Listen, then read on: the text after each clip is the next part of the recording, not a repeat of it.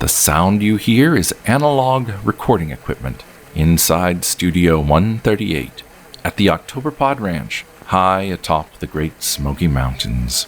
This is the start of Octoberpod.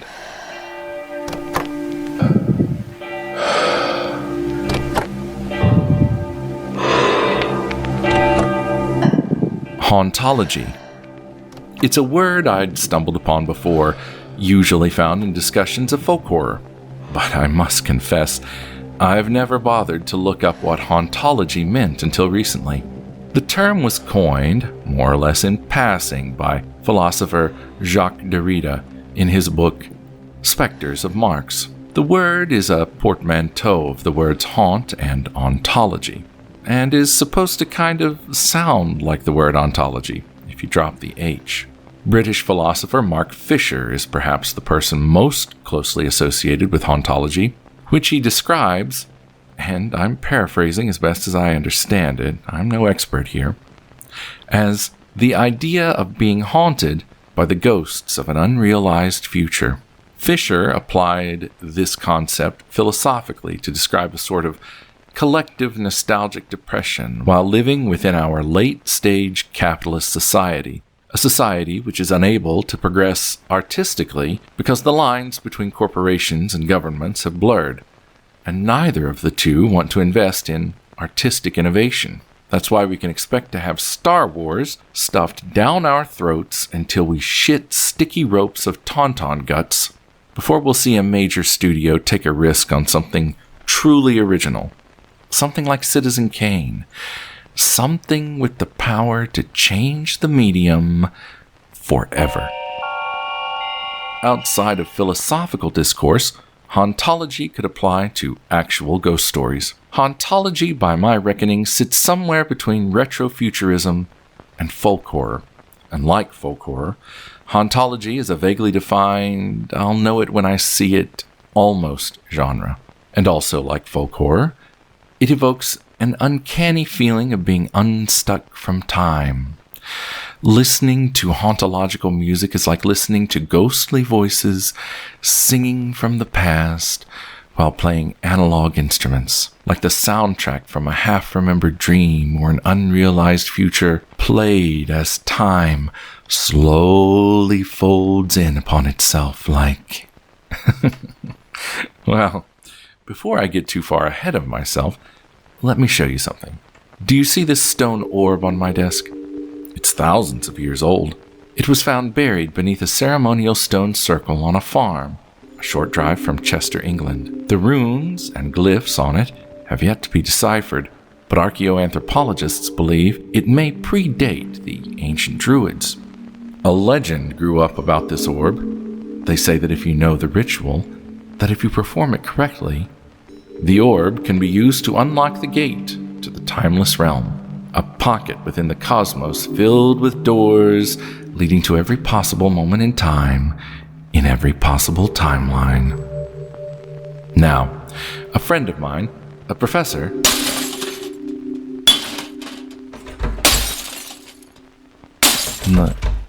ladies and gentlemen, did you hear that?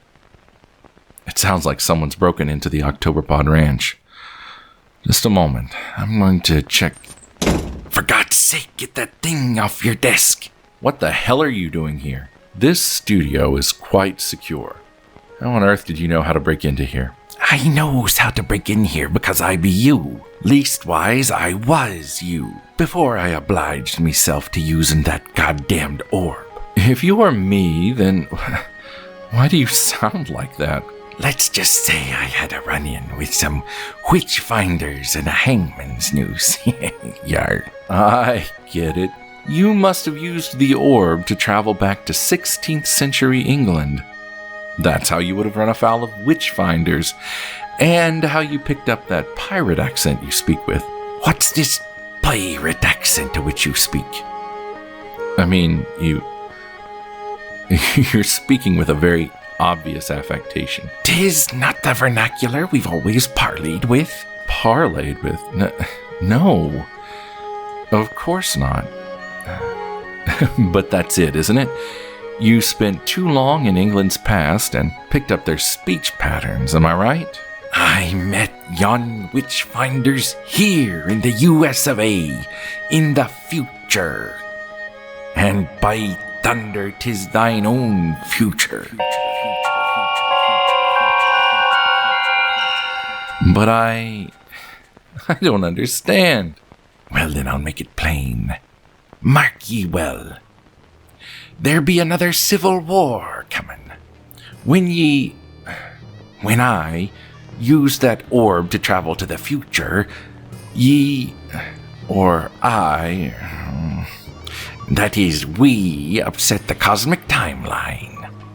And when we walk through a certain time door, a door pitching us 100 years hence, that war has ended. But the men and women of science and reason have reverted to the old ways.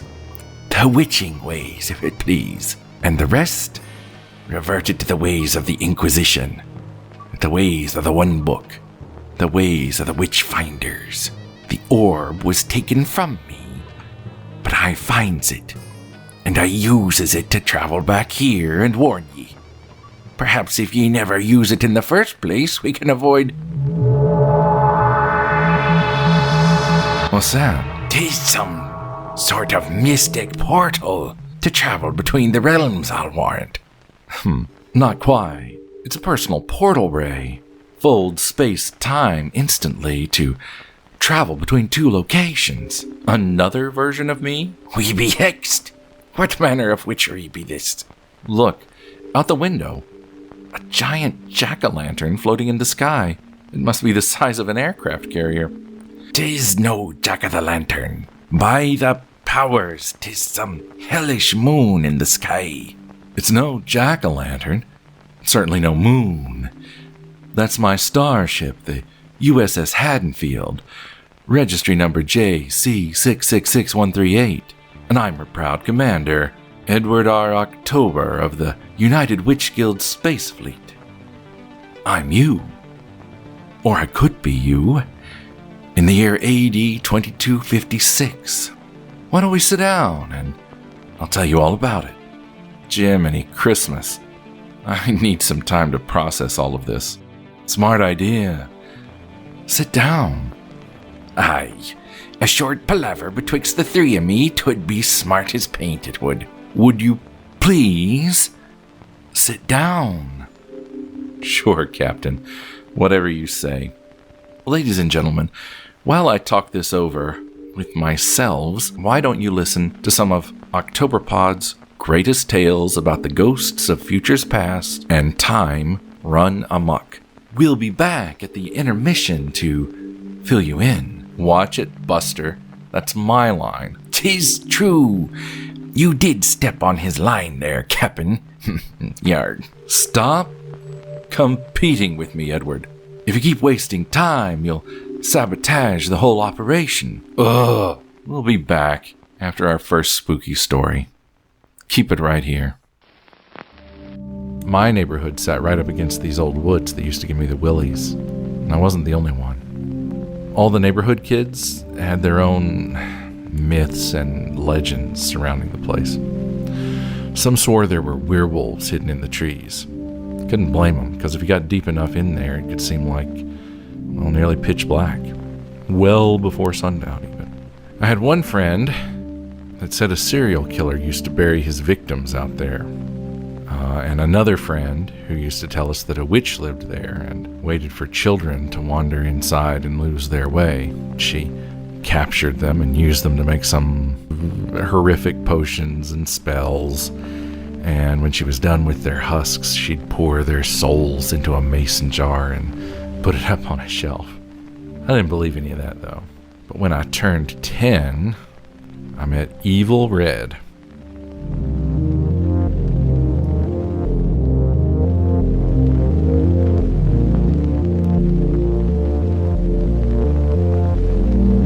This would have been back in the summer of 1982. Like a lot of kids, I spent my summers roaming the streets and backwoods with my friends, riding our bikes into town to sneak into R-rated movies. And if we were feeling brave, we'd play in the woods.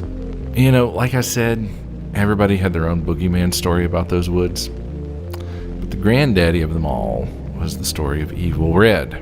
A lot of the kids I knew, well, the ones who knew this legend, and some of them heard it from their parents or grandparents, described Evil Red as a demon with a black head. His head was always described as misshapen and black and glistening with slime. The younger kids thought he was some kind of alien collecting specimens for some god-awful experiment. I guess that seemed plausible enough for our young minds. But Evil Red was a ghost. And I'll tell you how I know. So back in July of '82, we'd watched all the movies they were showing at the Lee Highway Cinema. I think the big movies that summer were Star Trek II and Poltergeist. And I think we might have even snuck in to see Porky's too. But whatever they were showing, we'd seen them all a dozen times. So we got bored. And when kids that age get bored, they're bound to get in trouble, right? We started to dare one another to do all kinds of crazy stuff. And we tried to one-up the last boy with every dare. One thing led to another, and my friend Bill asked me to go out into the woods to try and find Evil Red. My friend Jimmy, that was Bill's younger brother, thought that dare was going a little too far, and he had pity on me and tried to get Bill to dare me to do something else. But I had a reputation to maintain, so I accepted the dare. We rode our bikes to the outskirts of the woods and then dumped them in the grass. Jimmy and Bill watched from the edge of the woods as I disappeared among the trees.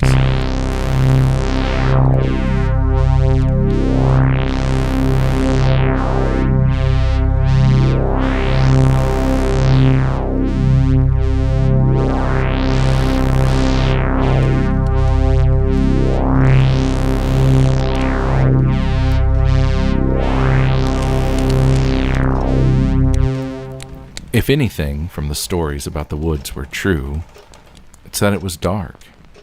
The trees were really huddled close to one another, so close that they formed a thick, like a thick canopy of branches and leaves overhead, blocking out just about all the light. The darkness wasn't the strangest part either. There were no animals, no birds, no squirrels. Didn't even seem like there were even bugs flying around. I could hear my friends taunting me from the distance and decided it was now or never. So I called out to Evil Red. You've heard of Bloody Mary or shit, even Candyman? You're supposed to call out their names 3 or 5 or however many times it is to summon them. And that day I just decided that that was the way to do it.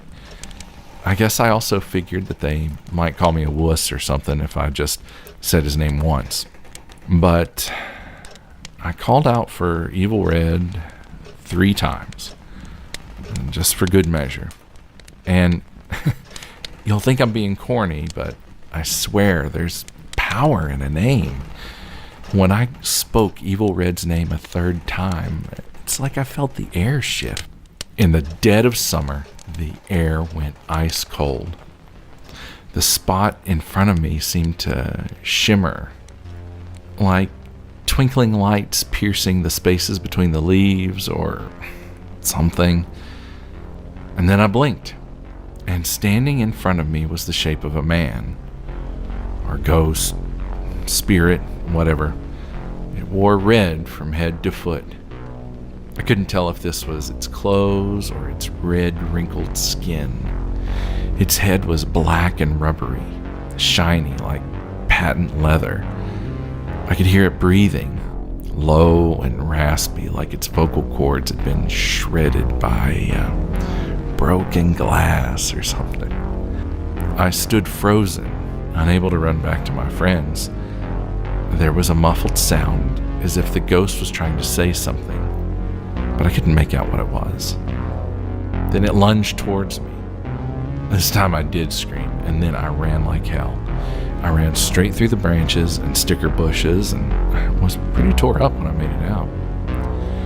I glanced over my shoulder only once, and saw Evil Red holding up his hands as if to say, "Whoa," or "hello," or maybe beckoning me to come back. I didn't know which. Didn't much care either. But before I could look back, his shape seemed to melt, as if the black of his face was dripping over his red body, and then the blackness of his figure seemed to dissipate, like smoke off a tire fire. I faced forward again and ran the rest of the way out of the woods.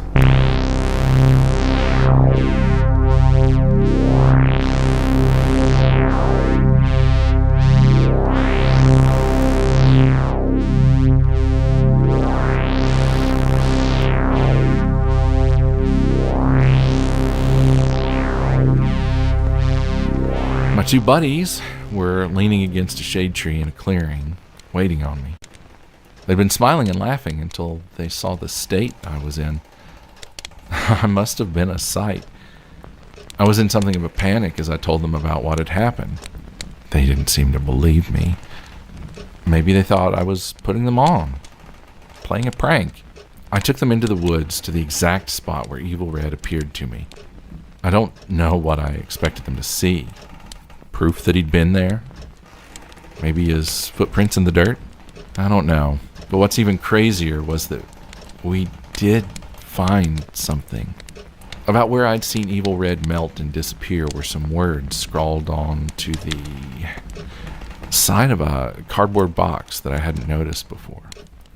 There were 4 words. The letters were red, and I wondered if Evil Red had written it in his own blood while he melted. The words he'd written were, "Don't cut it down." And then, without another word, or without even looking at my friends, I went back to my bike, hopped on it, rode home.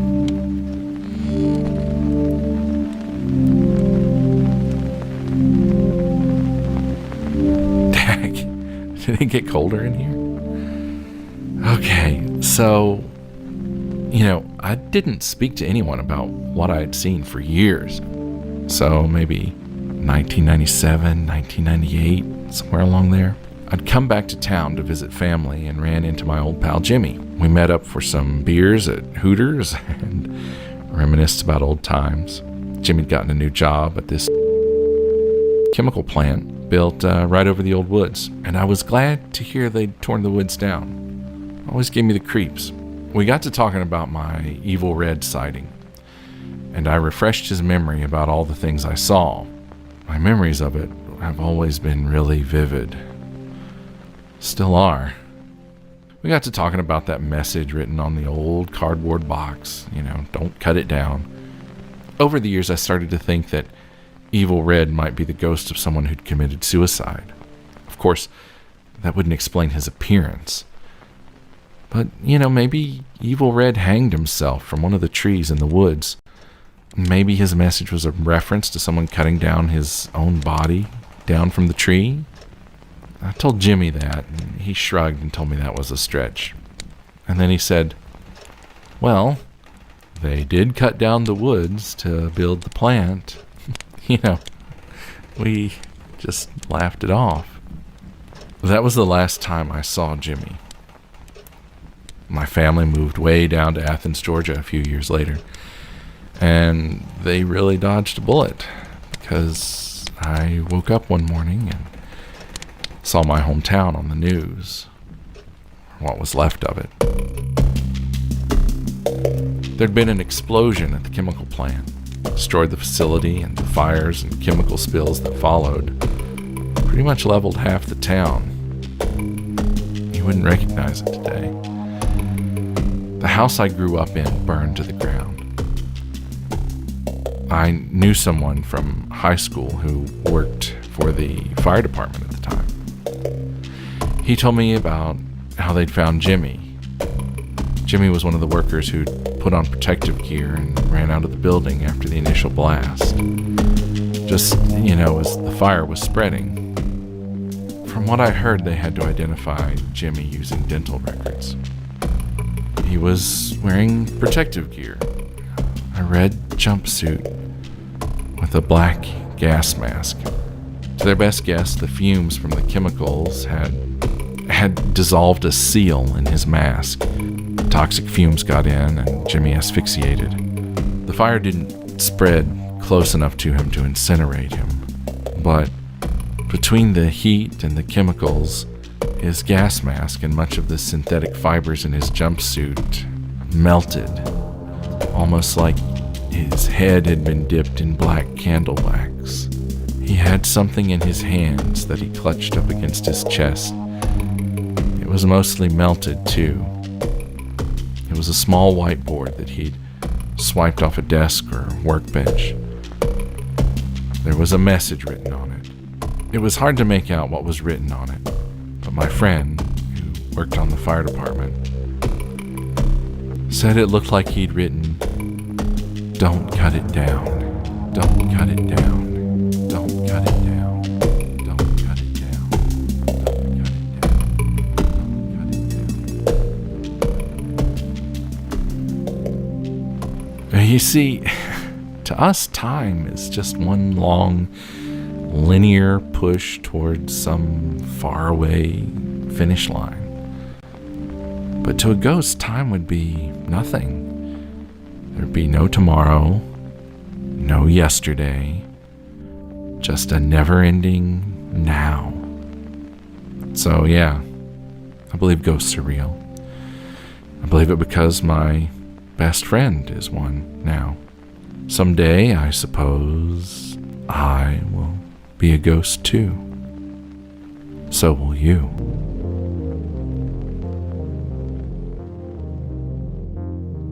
Monsters do have their place.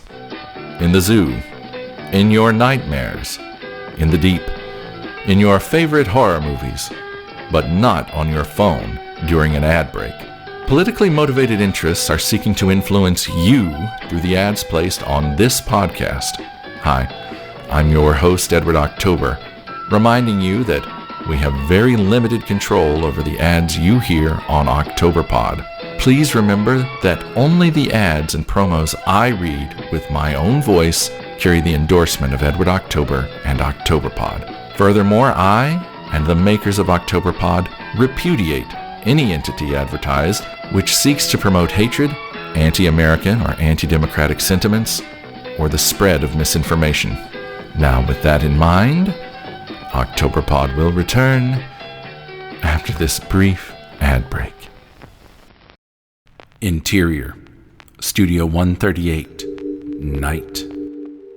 It's a scene from the mind of a madman, for only a diseased intelligence could concoct a late-night conversation between oneself and two other versions of oneself, each from a different, far-flung future.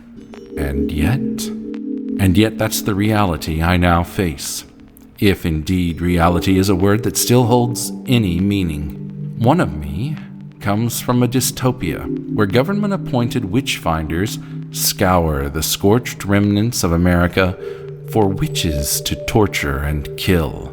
Their idea of witch is anyone who does not adequately meet their criteria for Christian morality and American patriotism. And then there's the orange and black uniformed Captain Edward R. October, commander of the USS Haddonfield, a starship from the year 2256, which looks exactly like a metal jack-o'-lantern floating in a low orbit above Earth's surface. They both come here at this moment to convince me not to use the stone orb on my desk. This ancient orb was once used in unholy, pre-druidical rites to access different points in time across an infinite number of alternate timelines. Having convinced me not to use it, we're now left with the problem of what to do with it, how to correct the cursed timelines it birthed. We've been talking for hours without making any progress. It's hopeless talking to you two primitives. Primitive, be I. Well, I never... Ye may speak with a lardidar tongue. There's certainly no need for name skewer on a pike sir. like all the rest of 'em. Yar. October to Haddonfield. This is the Haddonfield. Go ahead, Captain. Activate the portal ray. Bring all 3 of us up. Aye, sir.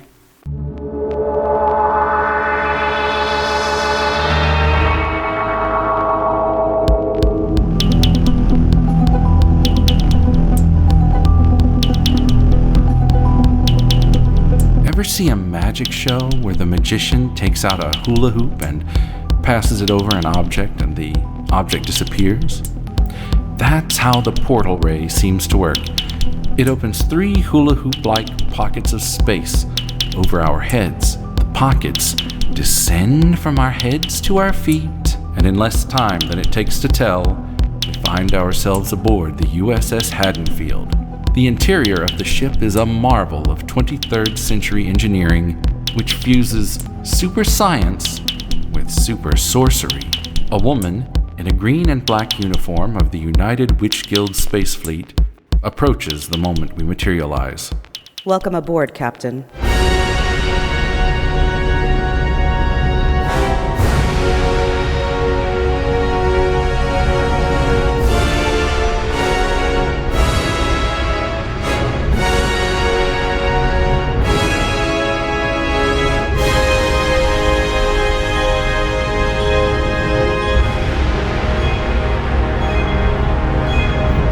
Doctor, allow me to present Edward October and Edward October. This one's a podcaster and the other one talks like a pirate. Pirate? Now why do ye affirm such? See what I mean? Gentlemen, allow me to present my Chief of Esoteric Sciences, Dr. Beltane. How do you do? Permission to come aboard. Permission granted. Captain, you're needed on Deck 13. The Chief Astrogator is having difficulty calibrating the sigil drive for time warp. Right. Tell him I'll be right down. In the meantime, would you brief my 2 doppelgangers on the situation? Aye, sir. They're, having difficulty understanding what must be done about the orb. That's a cool door. Aye, the swishing noise of it be most satisfying to me ears. Ye couldn't ask for a better. Yar. Gentlemen, right this way, to our holodeck. Holodeck? We're getting dangerously close to a copyright strike. Not that kind of holodeck. It's a deck of holographic tarot cards. We use them to run various test scenarios and simulations. They aid us in foreseeing future events to make informed, tactical decisions. But in this case, they'll help me illustrate to you the gravity of our situation. At the beginning of time, there was a race of elder beings known as the In-Between Ones. They existed outside of space and time as we understand it. They created a number of mystic orbs which they used to...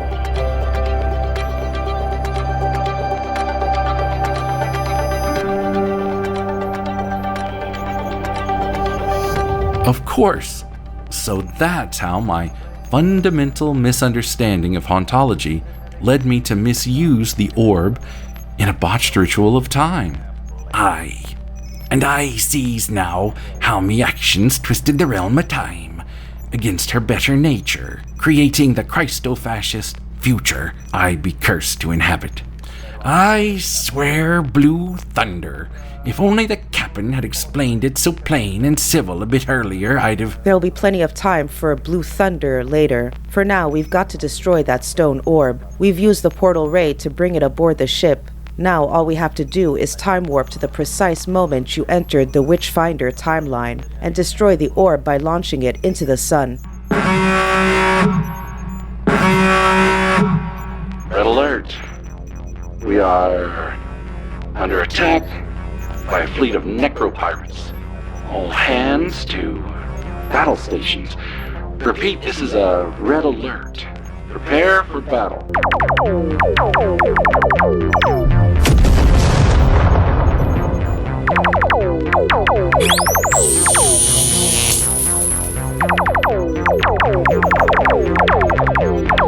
Ladies and gentlemen, this is no place for gentle podcast listeners. While we brace for impact and hopefully survive an attack by what I can only assume are space pirates, why don't you listen to another spooky story? This one is called Come Hither, Come Yon, and it holds a special place in my heart.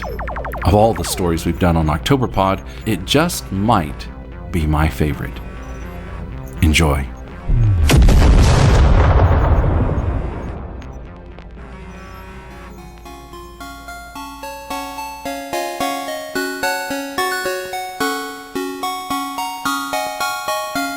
I never liked to talk about the weeks Daddy had nothing to say. That was the beginning of what the doctors at the time diagnosed as some sort of psychotic break. I was 12 years old at the time, and I remember Daddy coming home off a swing shift. When he worked the third, he'd just shuffle off to bed just as Mama was getting me off to school.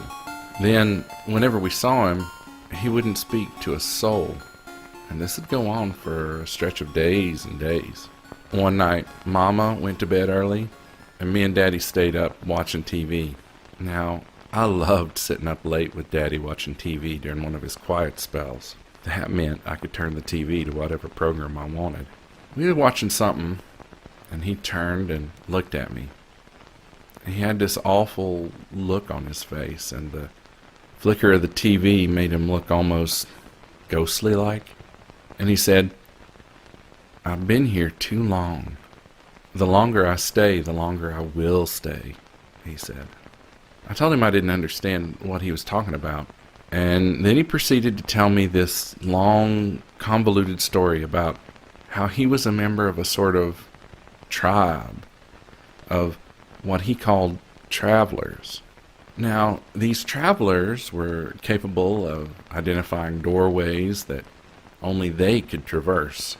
Doorways that would take them to another time and place, to times within a 40-year window of the traveler's birth years.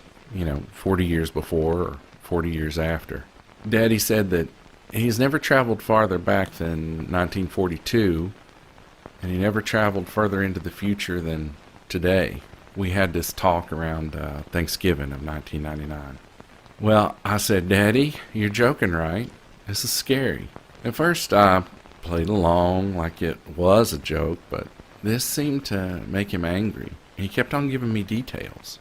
Daddy told me that when you exit a doorway, you're a different person. New body, different age. You could be a man or a woman or a child. It was a roll of the dice. But he said if you keep traveling, you can just about live forever.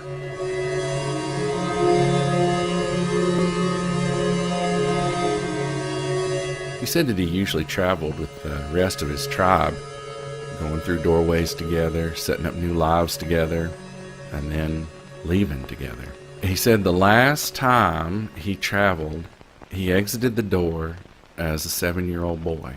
Members of his tribe placed him with an adoption agency. That's where he claimed my Nana and Pawpaw adopted him. I already knew he was an adoptee. And from there, he just grew up like a normal kid, got married, became a father. Daddy said that the rest of his tribe moved on years ago, and he slowly began to forget who he really was, all the past lives he'd lived. "I just wanted to prepare you," he kept telling me. "I've been here too long, and I'll have to travel again soon, but probably not until after Christmas." Now, I still thought he was kind of joking, but I played along, and I asked him why he had to travel. Why not stay with me and Mama? He told me never to tell Mama anything he just said. Then he said, "I'm all through talking," and started watching TV again. We both dozed off halfway through some western that came on. I believe it was Adios Sabata with Yul Brynner. His quiet spell ended the next day. Everything returned to normal for a while, and honestly, I didn't think anything of our conversation. Maybe he'd been joking like I thought. Maybe I'd fallen asleep in front of the TV and just dreamed that we'd had that conversation. Or maybe I was awake and Daddy was halfway in a dream when he talked to me. Well, that didn't last long.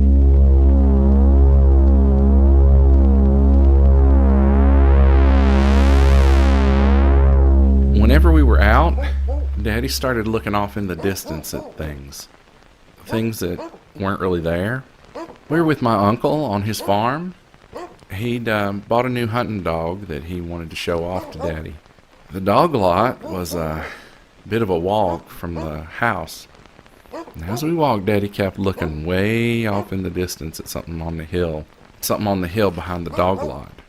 He asked my uncle, "Who is that guy?" "What guy?" "Feller in the black hoodie." When my uncle and I assured him there was nobody there, he just stopped in his tracks, grabbed me by the wrist, and we ran back to the truck. He didn't talk again for a whole week. Another time, me and Mama had been out shopping with my cousin on Black Friday. Daddy met us for supper at the Olive Garden. He was laughing and joking, telling funny stories about guys he worked with at the tire company. And then he stopped mid-sentence. He got up from his seat and headed straight out of the restaurant. Mama told me to go with him and that she'd ride back with my cousin.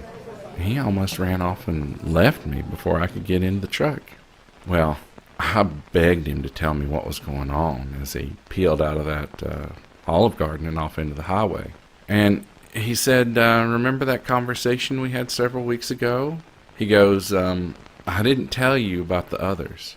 We call them the fleet ones, for whatever reason. They're kind of like the traffic cops. They don't want nobody to find out about the doorways, you see. Traveling. Only travelers can see them. If they find you, they drag you off to somewheres. Maybe hell. Nobody knows. Nobody that's ever been dragged off by them will ever come back to tell about it. I've seen other travelers dragged off, and it ain't pretty. It's like they drag them off by the soul."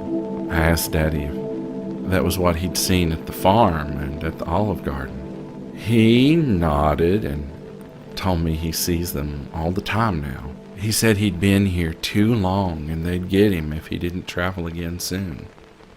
This is what finally frightened me enough to tell my mother. She didn't seem as surprised by this news as I figured she'd be. Maybe she already knew. Maybe he'd been taken by one of these crazy spells before.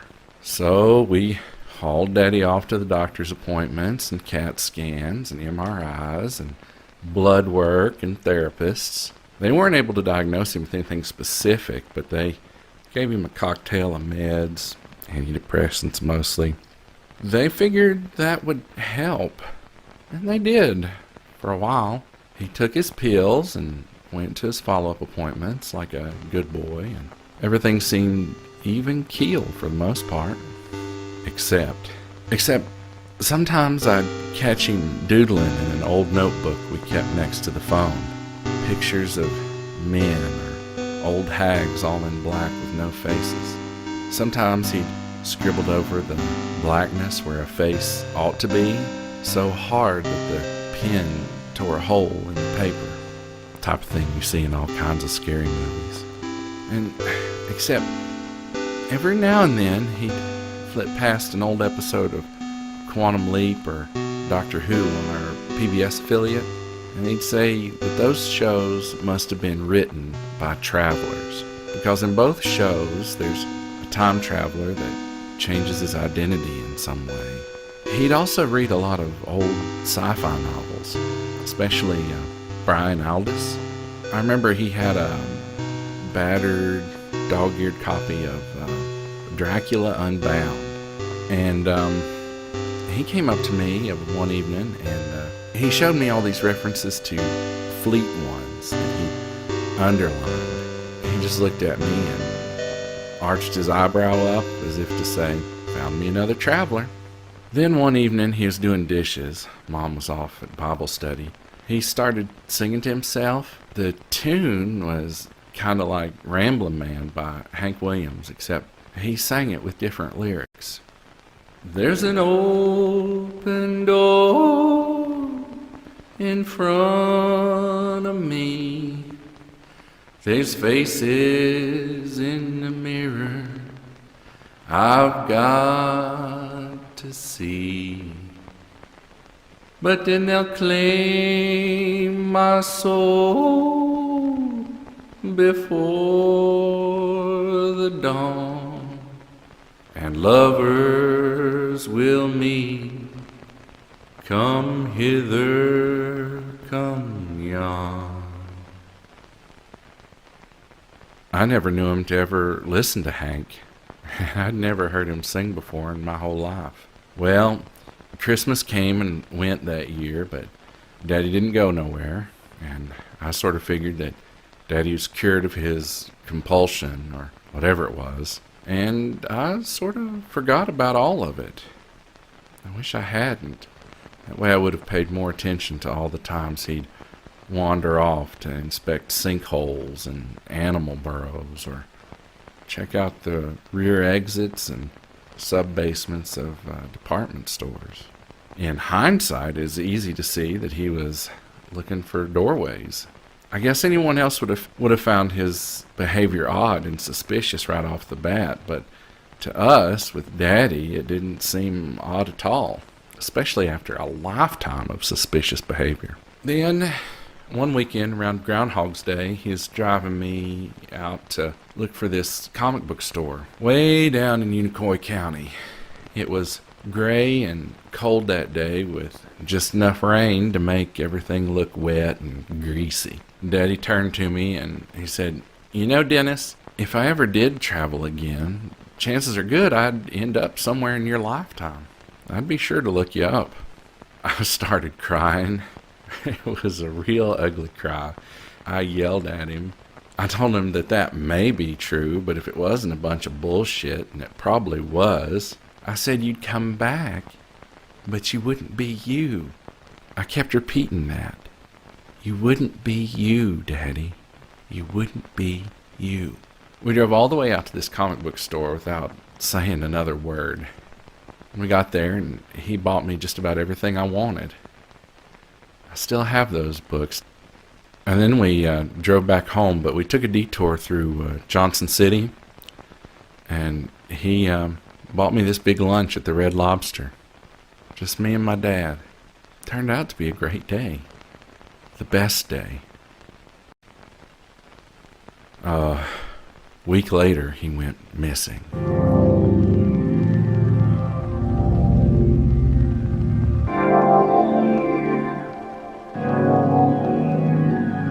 When Daddy didn't come home from work one night, we chalked it up to one of his strange spells. But by supper time the next day, we called the police. It didn't take long for his truck to turn up. It was parked on a gravel road up in the mountains, right up against a barbed wire fence that marked off a few acres of posted property. Police said there were no signs of foul play. Daddy had even left his keys in the ignition as if he'd be right back. But maybe he's leaving the truck behind for us to pick up later. And Mama still has that truck. I think it still runs. Me and Mama kept the lights on for him and stayed involved with groups of volunteers who kept searching for Daddy long after the police had moved on to other priorities. But in our hearts, we knew Daddy was gone for good. We were right. Daddy's never seen again. When I got my driver's license, I used to go on long drives in the mountains. More often than not, I'd end up along that fence row where Daddy abandoned his truck. I never did it to look for Daddy. I guess I wanted to poke around and see if I could find the doorway. I know it sounds stupid. There was a rotted out log that might have done the trick, but who knows? Daddy could have walked a mile or more into the woods looking for it. Yeah, that's crazy. That sounds crazy, I know it. Still, whenever I'm back in town, to this day, I'll look twice when I see someone dressed all in black, especially someone that doesn't seem to belong, and I start thinking about Daddy's fleet ones. Sometimes I have dreams about the fleet ones. come swarming towards me across stormy seas, swarming like these great big flocks of migrating birds, blacker than that.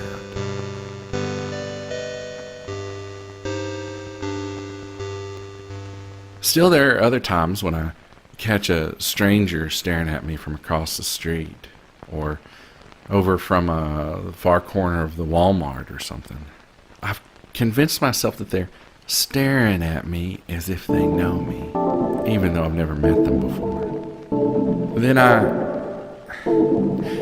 wonder if it's Daddy wearing somebody else's body and living somebody else's life. I wonder if Daddy walked through a doorway to find me. But it isn't really him. Not really. How the hell did you know what I was writing in my journal? 'Twarn't difficult, Captain. You were palavering with yourself, you were. Yar. Well, what did you have in mind? Seems to me they be lacking proper leadership amongst them necro-pirates. Ye say I speak with a pirate's tongue. Mayhap the proper place for a man of me nature is 'neath the black flag. You want to command a crew of necro-pirates? But they're the enemies of Space Fleet. Aye, but pirates, they fights the enemy they sees. Savvy? Spell it out for me. Supposing a man such as I had been making a study of your secret files and fancy tarot decks. Perhaps this enterprising man knows all about the space Nazis who be a-rattling their sabers in that Leviathan quadrant. Necro-pirates love a bit of cut and rip. Necro-pirates with the proper leadership might make quick, bloody work on some space Nazis. Thems that fight space Nazis can be trifled to chase big jack-o'-the-lanterns like yours, Captain Sir. Yar. He's right, Captain. Yeah, Doctor. How long have you been standing there? I have been running multiple simulations with the holodeck. There's an 84% chance that if the necro-pirates go to war with the fascist insurrectionists in the Leviathan quadrant, it will eliminate nearly all pirate attacks on Space Fleet ships and operations. They might even decimate the space Nazis in the process. It would be a no-lose scenario for us, Captain. Understood, Doctor. But it sounds like a dangerous path for our friend to walk down. Begging ye pardon, Captain, but I've raised rebellions before. Wrangling necro-pirates, 'twould be child's play, says I. And after 12 years of fighting the witch-finders, space Nazis 'twould be a refreshing change of pace. Fair enough. Report to Deck 13. There's several defeated necro-pirate scramblers adrift in Earth's orbit back in the other Ed's timeline. The chief astrogator will see about installing you as captain of one of those vessels. A tricksy plan, and very prettily spoke, too. Until we meet again. Live long, and monster. Live long and monster? What does that even mean, sir? Who cares? We're in a flying jack-o'-lantern. Besides, I could only understand about a third of anything that witchy old sea cow said. Now, how's our patient, the podcasting, Edward October? He's sleeping it off in the infirmary. Turns out podcasters aren't cut out for space warfare. I've lit a Sigenum-infused hand of glory next to his bedside. When he wakes up in his own timeline and in his own recording studio, he'll have no memory of us or of the orb. We could activate the portal ray and return him to his desk as soon as we're out of time warp. Make it so.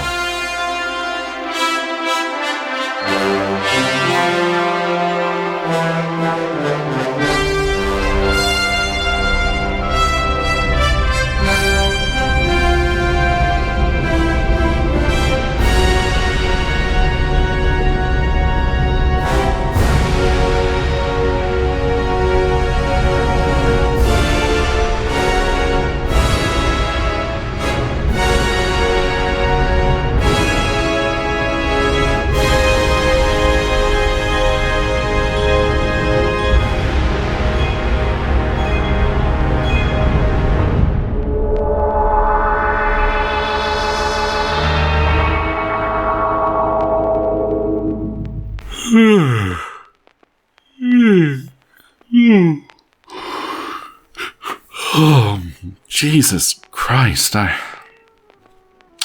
never dozed off while recording an episode before. Now, where was I? Oh yes, hauntology. You know, the idea that progress, especially artistic progress, is so stalled and stagnant that we need to cannibalize the aesthetics of past decades can be rather, well, depressing. But it does highlight a universal truth, that art gives life meaning. Art is something that makes life worth living. And I hope that idea is something that will inspire you to go out and create something, regardless of whether the thing you create is any good or not. Even if no one but you ever sees or hears or reads it, the world, especially your world, will be a better place because you created something. And perhaps that thing you create is the work of art that changes everything. Right. As I record this, it's well past 2 a.m., and I obviously need more sleep. I've got another haunt for you. Let's all get cozy and listen to one last bedtime story, shall we? Until next time, stay spooky, mes amis. The way and the truck and the life. Don't let anyone tell you there's no such thing as ghosts. They're real, and they're all around us. But maybe they're not quite what we think they are. This thing that happened to me, gosh, it had to be 20 years ago. Probably more. Back before streaming services and before everyone had a digital camera in their pockets. I was an undergrad, and I had convinced myself that I wanted to get an MFA in film. So I tried to get jobs at movie theaters and video rental stores during breaks as a way to build up a resume for a budding career in film that never got off the ground. There were a half dozen video stores in town, a Blockbuster, a crappy shop inside the food country, and 2 or 3 mom and pops. I got a gig as a clerk for Interstate Video, right next to the old Big Lots in my town. Now, this store had a videography side business, which meant they'd go and videotape your wedding, graduation, bar mitzvah, whatever, and give you a professionally edited video of it. I told my boss about my film school aspirations and talked my way into a side gig as a junior videographer. It was fun work, but I had to attend so many goddamn weddings. I can't tell you how many times I filmed a bride dancing with her father to Butterfly Kisses. Gross. My job was basically shoot B-roll. My partner, an older guy named Donnie, he was the senior videographer. He shot all the A-list footage and then edited the tapes from our 2 cameras together in the back room at Interstate Video. And so this fucked up thing happened at a wedding we videotaped one August. The wedding ceremony was held at this Lutheran church on the edge of town. It was funny, it felt like we were far out in the country, out in the middle of nowhere. But we were, in fact, just 1 block over from the town's busy historic Main Street. A street festival was in full swing. Tourists were everywhere, and the streets were clogged with pedicabs, giving sightseers tours. But you'd never be able to tell from the wedding venue. It was a beautiful church, especially compared to some of those podunk old churches we usually covered, or that one wedding we did inside the bingo hall. The church was on a lot adjacent to a historical site, a Civil War battlefield or something. They had converted it to a memorial park with a big pavilion on it. So when the ceremony was over, everyone just walked over to the pavilion for the reception. Oh, so where was I? Oh yeah, beautiful church. So whenever I shot video, I take every opportunity to show off my skills, in case Donnie would notice during editing. I love the films of Mario Bava.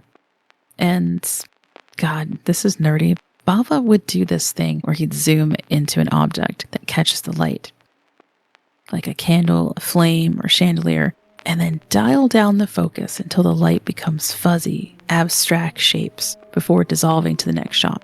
and I was messing around with the camera's manual zoom and manual focus before the ceremony. I was trying to replicate Bava's zoom dissolve effect on a stained glass window that was backlit by the sunlight and glowing really nicely. In the process of doing that, I noticed two things. The first was some fancy old English lettering on the back wall of the sanctuary. It said, "I am the way and the truth and the life." Except the lettering they used was so ornate that the word truth looked more like truck. And this cracked me up until I noticed that second thing. It was a very thin person, all dressed in orange from head to toe, with a hood pulled down to cover most of their face. Whatever they were wearing, it was loose and baggy on them, and it resembled a ceremonial robe, or a shroud. At first I thought it was someone very old because of their, I guess, hunched over posture. And although I couldn't see this person's eyes, I could still tell that they were staring at me. It was creepy. And then Donnie tapped me on the shoulder and we started setting up our shots for the ceremony, and I forgot all about it. So the beautiful wedding was beautiful. Truly. It was maybe the nicest, sweetest wedding I'd ever shot. The reception was cool too. The groom and his mom danced to a Rainbow Connection, which was really cute. The bride, who looked positively luminous, and her father danced to What a Wonderful World by Louis Armstrong. A refreshing change from butterfly kisses. The wedding cake was lemon chiffon, the groom's cake was red velvet, and decorated to look like a giant Reuben. I stole a piece of both. Both were delicious. It was right at sunset, and the reception started winding down so that everyone could throw birdseed at the bride and groom as they rode off into the sunset. Now, I'd shot a lot of weddings and seen newlyweds drive off in limos, stretch limos, party buses, horse-drawn carriages, classic cars, a fire truck, and once even a canary yellow monster truck called Big Skillet. But this couple, they drove off in one of those pedicabs from the main street. They're also called cycle rickshaws, but pedicab sounds less cringe. If you've never seen one of these, it's just an open-top carriage or a wagon, usually big enough to hold two people on a bench seat. And it's pulled by a bicycle. This particular one could hold 4 passengers facing each other. Now this presented a technical challenge for us, because they wanted us to video their pedicab ride down Main Street, which was, as you will recall, only a block over. Even though it was a 4-seater, it was too tight for 4 people, plus bulky camera and equipment. So Donnie told me to stay behind and shoot the departure from outside the pedicab, and he'd shoot from the inside. This was all cool to me because that meant I could hang back, pack up our gear, and maybe scavenge some cake and some of those little bite-sized ham biscuits. Pedicab wasn't gone for more than 5 minutes, and the wedding guests left behind started to thin out. I remember I was alone and hauling gear on the shaded pathway between the pavilion and the church. And then, I can't explain it. It was like a wind swept its way towards me, but not a wind of air. A wind made of nervous energy and dread. None of the wedding guests were near me, but after a while it seemed that they had all started to murmur and then pack closer to one another, and then they were all around me.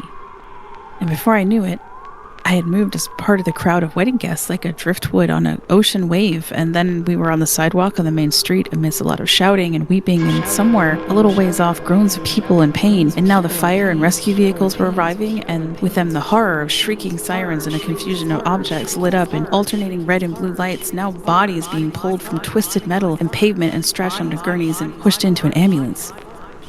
So, what happened was this. Bride and groom's pedicab left the venue and pulled into the main street. I don't know who was at fault.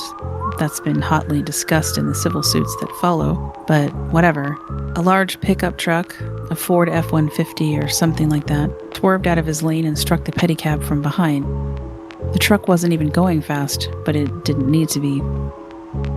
The driver of the truck would later say in his deposition that he'd swerved to avoid hitting a pedestrian in a University of Tennessee hoodie. No one was able to back that statement up, though. From what I understand, the passengers were all catapulted out of the cab. Donnie and our camera equipment were tossed onto the pavement. It destroyed his leg. I'm not sure how many surgeries and pins and plates he needed to put his leg back together, but Donnie walks with a pronounced limp to this day. Pedicab driver got off easier with a broken collarbone and some bumps and scrapes. The bride and groom weren't so lucky. People who'd been there to see the accident happen said that those two went sailing through the air. The groom struck his head on a parking meter. He would be pronounced dead an hour or two later after being med-flighted to a head trauma unit. The bride landed on a parked Volkswagen and suffered a fair amount of damage to her spine and broke about every bone on one side of her face. I mean, what can I say? It was a horrible tragedy. I spent the rest of the evening feeling like I'd been punched in the stomach. I made it back to the wedding venue with the rest of the wedding guests. I remember there was a lot of sobbing, but I had a very particular problem on my hands. I was stuck there. Donnie had been my ride to the wedding, but he was being rushed to the ER, presumably with the keys in his pocket. I had to call my dad to pick me up, and I was the last one to leave. So I had a lot of time to contemplate mortality and fate and the whole Megillah while sitting on the steps of a church that became creepier and creepier as the sun sank beneath the horizon. Over the remainder of the summer, interstate video became lawsuit central. It seemed like every day someone new came in asking questions about the accident. Many of them came in requesting copies of Donnie's video. Yeah, I forgot to mention that in addition to Donnie's leg, all of our camera equipment got destroyed. The camera Donnie was using to shoot the pedicab ride got broken into a dozen little pieces, but somehow the SVHS tape he'd been recording on was undamaged and had recorded the whole accident. Lawyers for the truck driver wanted to examine the video to try and locate the person in the UT hoodie that the truck had swerved to miss. And representatives from the bride's family, the deceased groom's family, and even the pedicab company came for their own copies of it. I remember Donnie came to the store one day. He was in a wheelchair and went into the back room where he played the tape of the accident for our boss and another of my coworkers who had swung by to pick up her paycheck. I left the room and stood behind the front counter because I couldn't bear to watch it. I could still hear it though. The screaming, the sounds of the people moaning in pain. It was like listening to a snuff film. I guess in a way it was a snuff film. Well, the summer ended and I left town with my fall semester starting back up. When I came back home for winter break, I pulled a few shifts at Interstate Video because they needed seasonal help and I needed some cash. One day, it must have been between Christmas and New Year's, I opened up the store and I saw that Donnie had left a note for me saying that someone would be by to pick up a wedding video that he'd left behind the counter. Donnie didn't say the video was from the truck crash wedding, as people around the video store began calling it. But when I saw the person coming to get it, I knew what she was coming for. It was the bride from the accident, though she was unrecognizable. Her face was badly scarred and malformed on one side. Her posture was stooped and twisted, and she was struggling to walk with a tripod cane. She was having such a difficult time walking that I wondered how in the world was she walking around alone without someone to help her. She was wearing an orange hooded sweatshirt from her alma mater, the University of Tennessee, and matching orange sweatpants.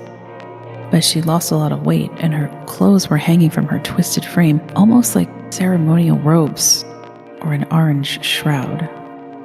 I know you won't believe me, but I swear in the name of Jesus that she was the same figure in orange I had seen when I was looking at that funny writing on the wall at her wedding.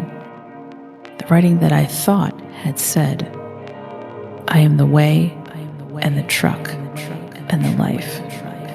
The vacant expression in her eyes as she stared at me from beneath the orange hood, the way she stooped and hobbled about, the loose drape of her clothes, it was her. What I had seen at the wedding was the same broken woman, and how was that possible? We didn't really speak much, only saying what was necessary to hand over the videotape that she'd come by to pick up. And then she was gone. But I swear to Christ I've seen her before. Had I had a premonition of the accident while we were setting up for the wedding? And what about the guy who'd crashed the truck into the pedicab? He said he'd swerved to miss a pedestrian in an orange University of Tennessee hoodie. I rushed into the back room where Donnie edited videos and rummaged around until I found the tape of the accident. I slid it into one of the store's super VHS editing decks and queued it up to the accident. Donnie had captured the moment the truck made impact. It was hard to make out any details, especially among the crowds on the main street, because as soon as the truck hit, The camera went flying. I ran it back and replayed it several times until finally, at the edge of the frame, I saw, or thought I saw, a twisted blur of a thin woman in a baggy orange hoodie.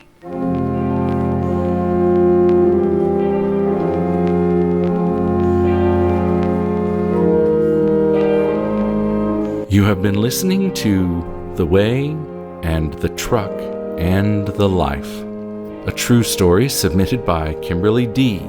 and adapted especially for Octoberpod by John Iger. Narrated by Kiki, co-host of Mission Spooky Podcast.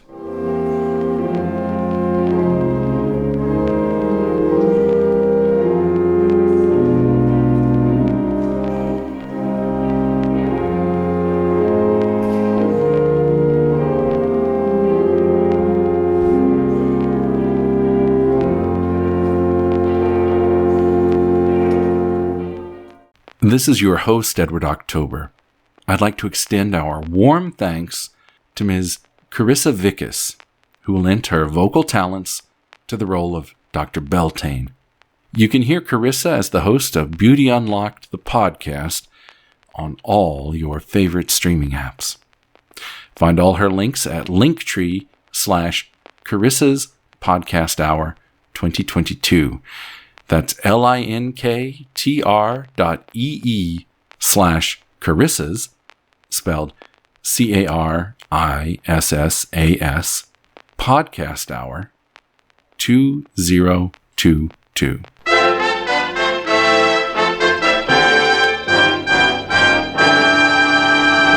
Stick around after the credits for a brief word from some of our fellow indie podcasters, creators, and friends. There may even be some bloopers, outtakes, and bonus content as well. You have been listening to Octoberpod. Octoberpod is produced, edited, and directed by Edward October. The series co-producers are MJ McAddams and Amber Jordan. Logo and banner graphics by Jessica Good. Edward October character design by Nick Calavera. Select still photography courtesy of unsplash.com. Select music cues by Dr. Dreamchip and various other stock music and sound effects courtesy of freesound.org.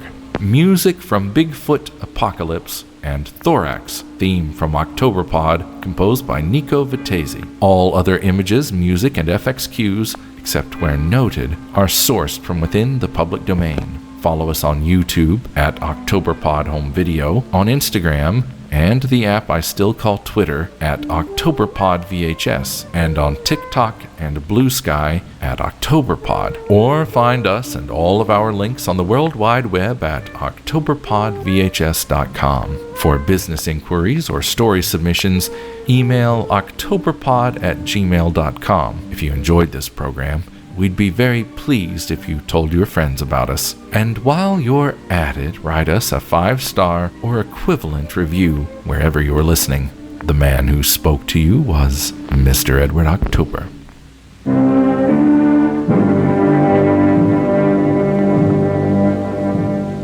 Yo, it's your boy Shitey from award-losing podcast Dungeons and Dickheads.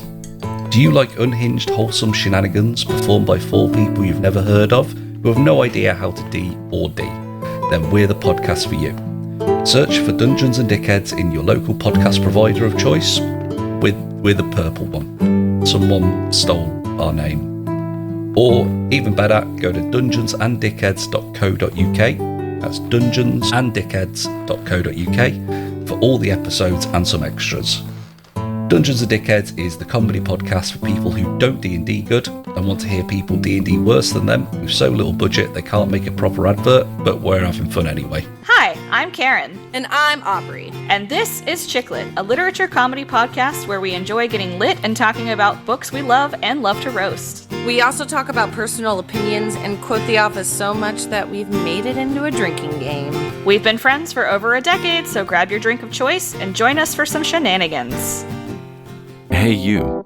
Yes, you. Are you looking for a new podcast that appeals to your scientific curiosity, but is also a little bit spooky? Show me how I died in a past life. Well, look no further, because this cat is where it's at. He had concerns about the ethics surrounding AI, feeling they had achieved consciousness. Curious Cat Podcast examines the shadowy space where science and the supernatural collide. Listen every week with your host, Jennifer Holtz, as she and her guests explore what it means to be a soul in a meat suit.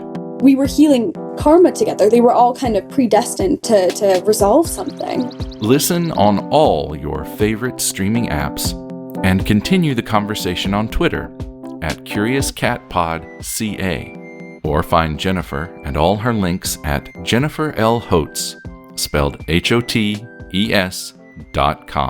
All right, we're going to start with hauntology. 1. FX reel-to-reel tape players and shit like that. Interior.